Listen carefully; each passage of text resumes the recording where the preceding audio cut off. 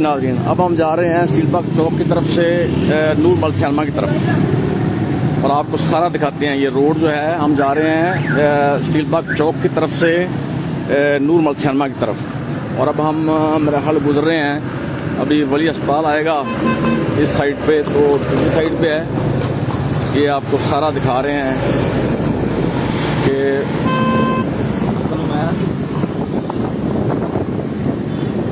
Side पे यार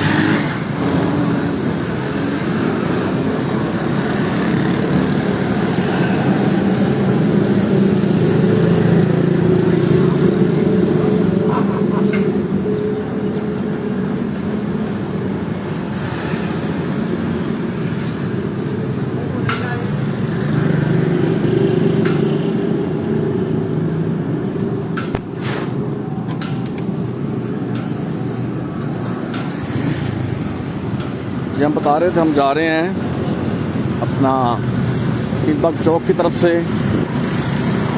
नूर मल सिनेमा चौक की तरफ। और अभी हम पहुंचे हैं, मेरा ख्याल है